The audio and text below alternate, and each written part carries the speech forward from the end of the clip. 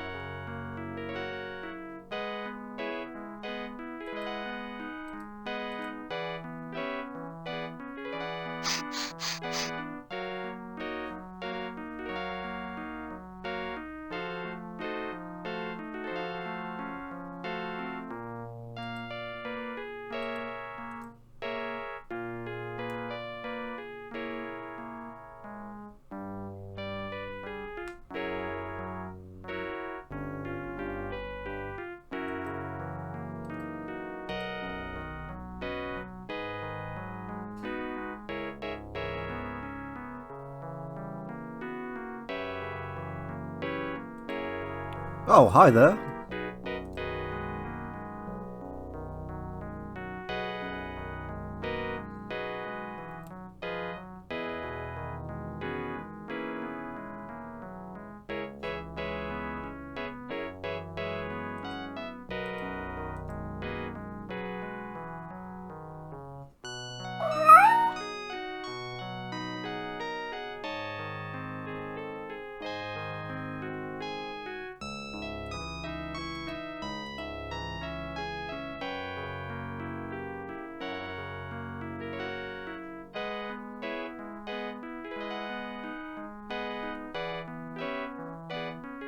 Yeah, why would we want to move this cat?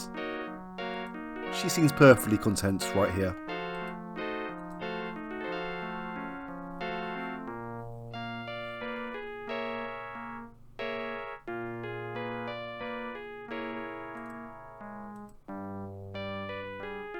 I saw your work at Friedman's. It's exceptional. Would you make a mugshot of someone for me? Simple as pie. Let's start with a facial shape. Round, oblong, heart-shaped. You get the idea. I've actually never seen the subject, just heard him described. Not enough, Mr. Holmes. Without a witness, I can't do better than a caricature. You can't keep me to rights, you see. Tell me the nose is too wide and such like. I'm sorry. You've a rare talent, Mr. Hemmings. Why not earn your living as a painter? My art's called unsuitable on Bond Street, Mr. Holmes. People don't want to look at what I paint, let alone pay for it. So you've settled on photographs? I'm resigned to it. My photos of accidents and domestic disasters pay the rent. They give me the time for my work. Would you explain this photo of you with Prince Albert? Caught that, did you? Unless you suffer from juvenility, or you've discovered the fountain of youth, it depicts the impossible. Too true. Not to brag, but given the raw materials, I could make the world think you hobnob with the Queen at Buck House. Reason suggests that you've combined two photographs. But my eye can't detect where one stops and the other begins. That's the nature of the art. Fool the eye and you fool the mind. Most people, present company excluded, believe what they see, even if it's improbable. You don't take tea with Her Majesty, do you? I've never had the honour. An oversight, perhaps. Just let me know. I can make it happen, if you like. What's this ingenious box camera? I've never seen one like it. Called a Kodak. George Eastman, an American, devised it last year. Completely portable, and the beauty part is it uses the roll film he invented. Snap anything, anywhere. Just find the subject and click. There's no exposure control, but it's a fair trade for the fixed focus lens. So anyone can take a good picture. The Kodak will change photography, Mr. Holmes, but it's just a tool. It won't make a great photographer. Try it if you like. Why not?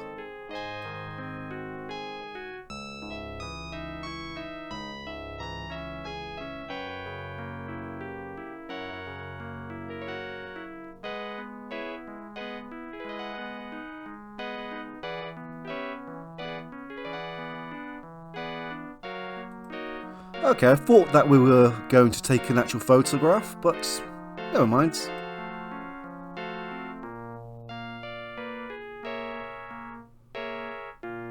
Is your ability to make composite photographs unique? There's a few chaps with the knack. Besides the challenge, why do they do it? Money, Mr. Holmes. I heard there's a hoity-toity bloke up west that's made pots of brass. Sometimes he just makes people look better than they are. For a price, he fixes his clientele in the company of famous persons they've never met. For an additional fee, he supplies the twits with a bogus story that sells the photo. Do you mix your own chemicals and develop your own film? Just my private snaps.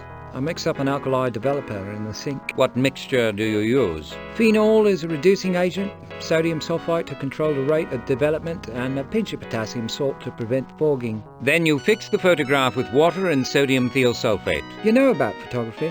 Just a few pertinent details. Might we get to work, Mr. Hemmings? You bring my eyes, Mr. Holmes. Otherwise we're just fooling ourselves. I believe the young man is a gifted artist, Watson. You've added the arrow art criticism to your quiver of skills, then? I know you believe my ideas of art are crude, but I remind you to remember my origins. Art in the blood takes strange forms. Though not medically attested, certain delusions may also be hereditary. Once again, we are insufficient for the task, Doctor. A general description is worthless. You remarked that we might need the riverman's eyewitness account. The devil is in details, as they say. Though correct, I shouldn't like to know those who say so. Mugshots will be a crucial investigative tool in the future, Watson. I'm sure you are right. The issue is, will the police have the sense to use it? I wouldn't care to predicate its future success on my answer. Okay. The only way we are able to continue is with our only witness.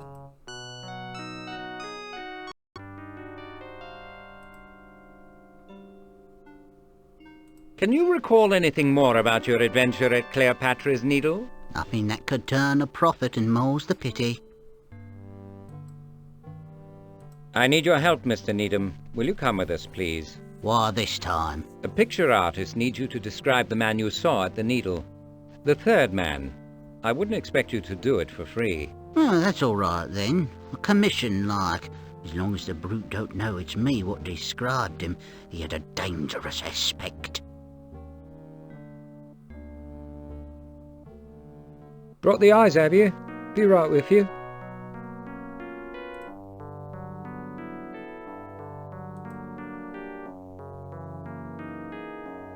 Does the work of a professional photographer appeal to you, Needham? What would I have to do, Mr. Holmes? They'd pay you to look at certain things and take pictures with a camera. Most of what I see, I'd rather forget.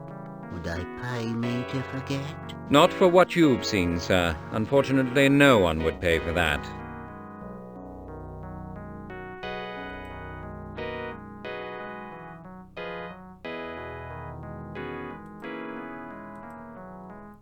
Okay. Here we go. This is Mr. Needham. He has seen the person I want drawn. Excellent. You know, I will get busy. Perhaps you'll occupy yourself, Mr. Holmes. With what exactly? I guess we could pet the cat again.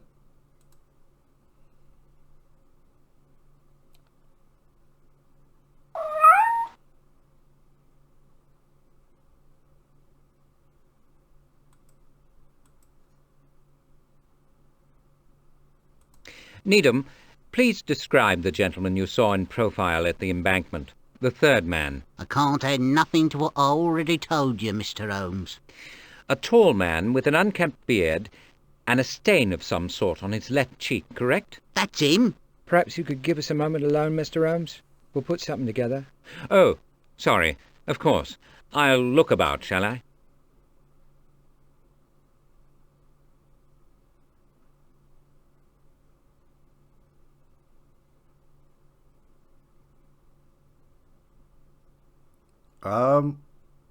Where are we looking exactly?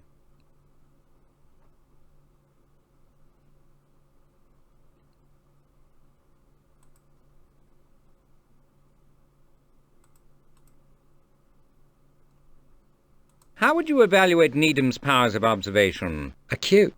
He was clear on the facial structure and proportions, cast of the eyes and position of the ears. There are some problems, but we muddled through. Wonder if the stain is a scar. That's an intriguing thought. May I take the drawing with me? Of course. Hope it helps.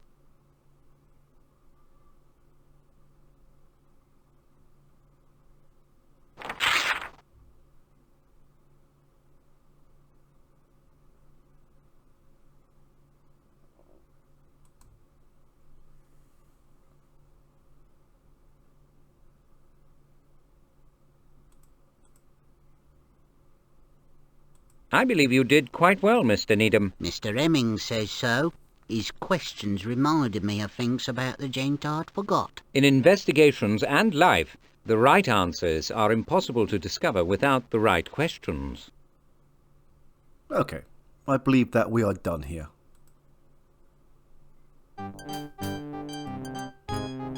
Your advice was inestimable. Hemmings gave individuality to a generic face. I'm not surprised. He's a marvel.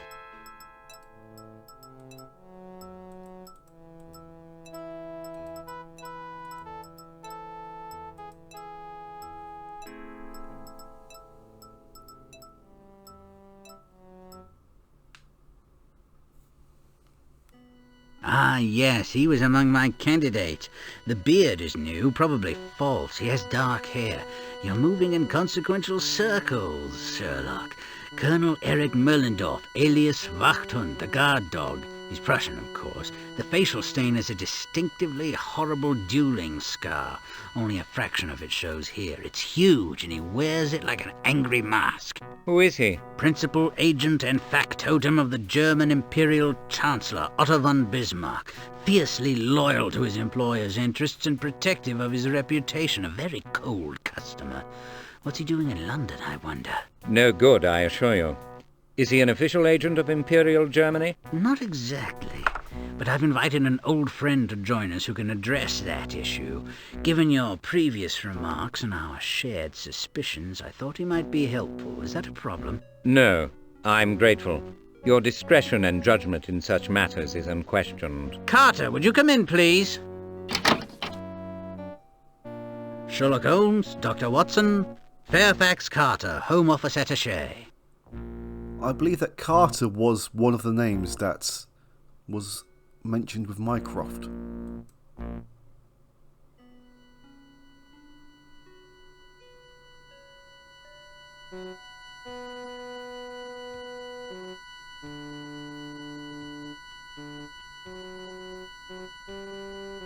I've heard your name from Mycroft, sir. Friedman has filled you in? As he was able. Might you put us more in the picture? No. Mycroft has requested secrecy. I shall respect that. Reputations are at stake. The nation's security, maybe. If I fail, you should know all. If I succeed, you will learn no more than you know now. Can we deal on that basis? I am not entirely without other sources of information, as I think you know. Your commitment to your brother's cause is commendable. You presumably heard us speaking of Colonel Merlendorf? I did. It must be assumed that this Prussian is involved in an operation hostile to British interests. Is it possible he has the Kaiser's blessing and the sanction of the German Imperial government? I don't believe so. I fervently hope not. He would not risk it. He would not do it. Your reasons? The Kaiser is trying to curb the power and influence of his bitter rival, the domineering Imperial Chancellor Otto von Bismarck. Explain, please. Wilhelm has been courting favor throughout Europe, separating himself from Bismarck's aggressive policies. Discovery of such an operation would undermine his efforts to establish his own authority and demolish the progress he has made in repairing Bismarck's damage. Besides, he is currently well disposed toward his mama, the Empress Frederick, who despises the Chancellor. Finally, he would risk the displeasure of his grandmama, Queen Victoria, and his cousins at this critical time. There was a slight misspelling there. If it's not an official operation, what might the Prussians' motives be? I cannot say with assurance, but I would hazard that whatever he is doing here is intended to enhance the Chancellor's position with the German military and re-establish his dominance over the Emperor. I see. Moellendorff is Bismarck's creature, not the Kaiser's. Exactly. Can you help me gain access to the Kaiser? I know he's in London. I could arrange an interview. The Kaiser, as it happens, is familiar with your name and reputation, but this would be strictly a personal affair. The government must not be suspected of having any official involvement in your inquiry. That's understood. You'll inform us of a time and place? I'll send a message to your lodgings. What kind of man is the Kaiser? Not brilliant, but he's keen and energetic. Has the regrettable habit of speaking of himself in the third person. Convinced that he belongs to a distinct order of mankind, designated for monarchy by the grace of God. And Bismarck wants to put his thumb in the eye of that belief. Correct. As a boy, he imitated Bismarck as an act of parental defiance. Now he's alarmed the Chancellor by imitating Frederick the Great. In the end, we believe him fundamentally wiser and more progressive than Bismarck. They'll certainly come to blows, and given your inquiry, may have done already.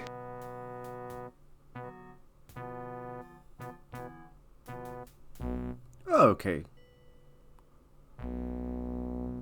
We've certainly learnt a lot of information here, and potentially the actual killer. Let's go to the Ministry of Defence, I believe, now.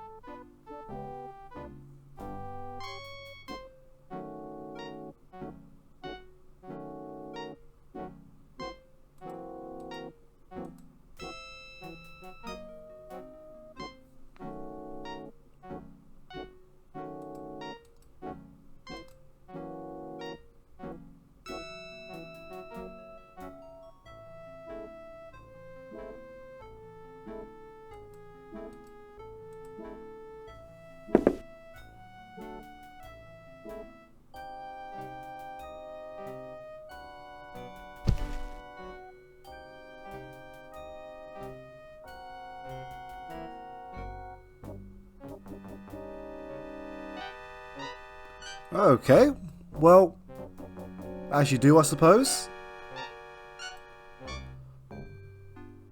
I'd like a word with Mr. Whitney. Can you help? I don't keep his social calendar, Mr. Holmes. Only the Queen's business is conducted here. You can't remain. Do you know where I might find him? For Chairman Holmes' sake, I'll tell you that Whitney's probably wasting away in his bath. Now please leave. May I examine the premises? Absolutely not.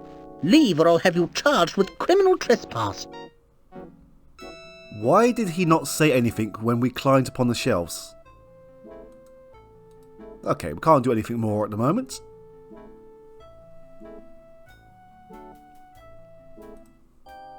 Hardly the most secure of rooms, Watson. Well, the door lock would not challenge a burglar of moderate skill. Anyone with access to the shelves could steal their contents, one document at a time. Place runs on the honour system, like the library of a gentleman's club. No wonder security's in a muddle. Can we learn anything more here, Watson? About the deplorable condition of British security, I'm sure. About our case, I'm less certain. Okay, Wiggins should be back now. He should be back, but he's not. Okay. Have you made any deductions, Watson? None, Holmes. I have observed too little and understood even less. Your honesty is both comfort and caution to me. Let us proceed. What would you recommend as a course of action, Watson? I'd follow my instincts, but I won't waste my breath endorsing that path to you. Don't despair of your own methods now. Between the two of us, Doctor, there are occasions when feeling may serve us better than rational thought. Have I remarked, Watson, that Wiggins possesses admirable pluck? You once noted he had the makings of a master criminal. Quite right. Resourceful as a spider, fearless as a mongoose, and discreet as a crocodile bird. You might as well have said he had the makings of a great detective. I did, Watson, I did indeed. Recommendations, Watson? Nothing material, Holmes. I'm sorry. Despite your best efforts, I've understood little of what I've seen or heard. But you have an inclination, surely. Well, you might assert more of your own presence in the investigation. Yours is the finest mind for detection in the world. I don't believe you have exploited the leads that you have taken such pains to develop.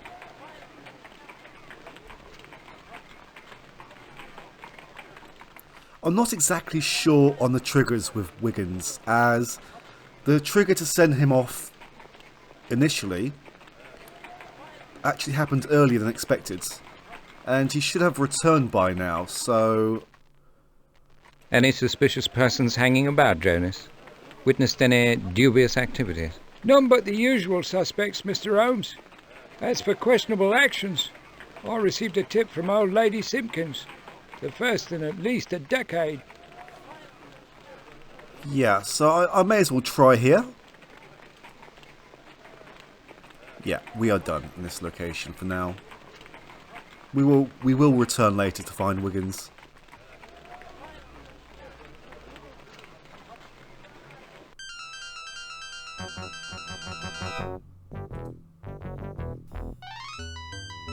Lady Fanshawe, I am Sherlock Holmes, and this is my friend and colleague, Dr. Watson. Was I expecting you? Where's that butler? Are you the workman I ordered? I have some fascinating ideas for this foyer. I've got some fascinating ideas for this foyer too.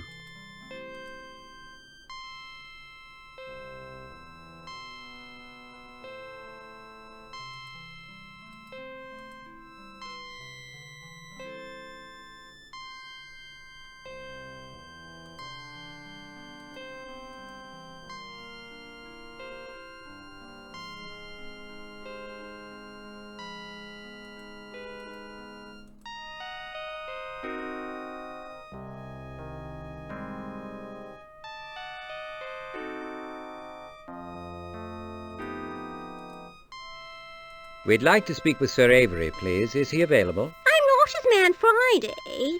I imagine he's roaming somewhere with Hodgkins. Who knows? It's rude to ask a lady questions she doesn't know the answers to. Ask me something I know. That might be difficult. It's most aggravating. You're certain you haven't come from that charming Sloane Street gallery? I have more brilliant ideas for improving the foyer. It looks just fine the way it is.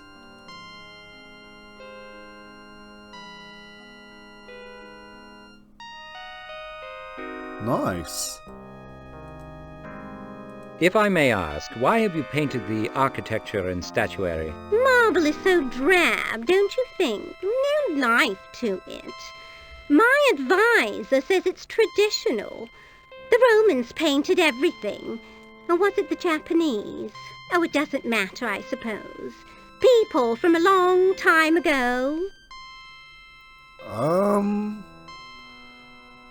Okay. Some sad associations here, Watson. You called it the case of the serrated scalpel, I believe. Yes, a heart-wrenching business. But in the end, a job well done. The Brumwells are all deceased. I wonder if the staff stayed on. I doubt it. They were lifetime retainers to the family. I was going to mention that this looks very familiar, especially compared to the Brumwell's mansion. The Brumwell butler was a trial. Pettigrew, wasn't it? Pettigrew by name, petulant by nature. Fine conceit, Doctor. And even better if he's still about. What impression have you formed of the lady's taste, Watson? She has none. Even the lovely things have been ruined by her excesses. Beauty is wasted on such people. Oh, I love Watson. May I speak with Pettigrew, please? Pettigrew receives callers on his own time. Sunday afternoons. Use the servants' entrance. Was there something else? Lao Kun in colour seems a crude development. Poor aesthetic judgment aside, the placement of a scale model of this masterpiece in a private foyer is wretchedly excessive. Watson, please give me your sense of Lady Fanshawe. She is what I believe the Americans call dizzy. Well said, whatever it means. It means confused, flighty, and credulous in the extreme. That suggests a line of attack. Lady Fanshawe, I must speak with Pettigrew to make delivery arrangements. You are from that art gallery. I knew it. Oh, I so love a surprise. This will be a rather large one. What is it? What is it? Oh, Avery's such a dear. I won't tell him you told. I mustn't, Lady Fanshawe. I've said too much already. The sooner I speak to Pettigrew, the sooner I can deliver. Pettigrew! Come this instant. Au revoir, gentlemen. I won't say goodbye. Pettigrew!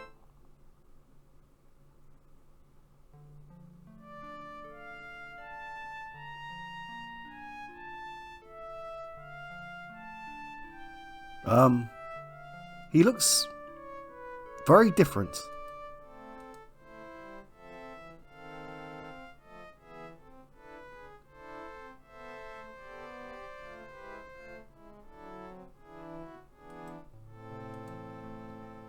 Do you remember us, Pettigrew? Try as I might to forget, Mr. Holmes, I do.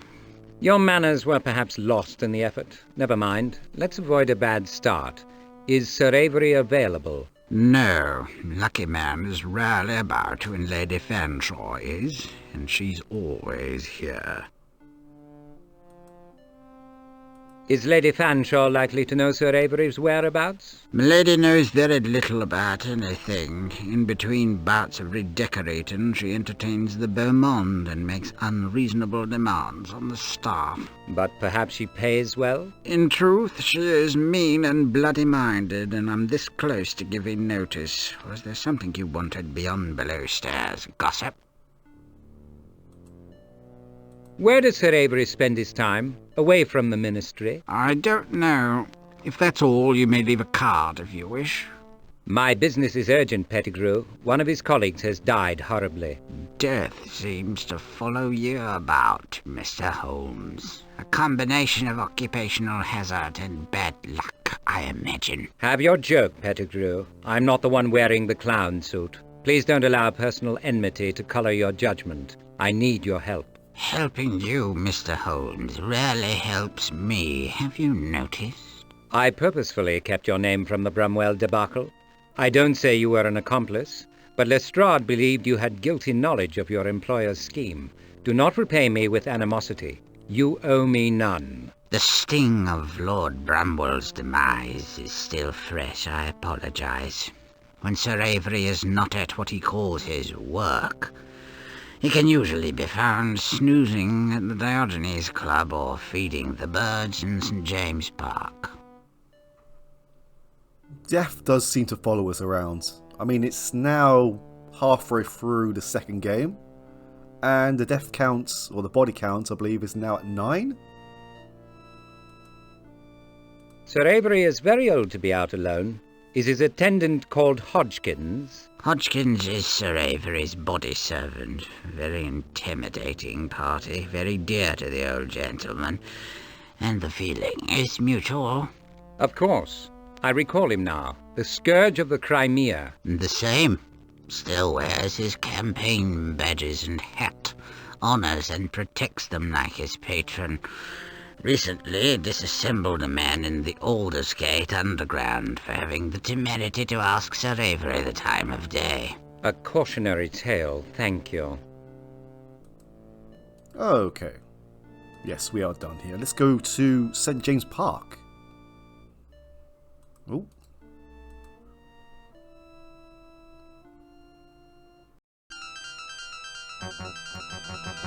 This is very empty right down here. So far everything seems to be crammed right in this corner.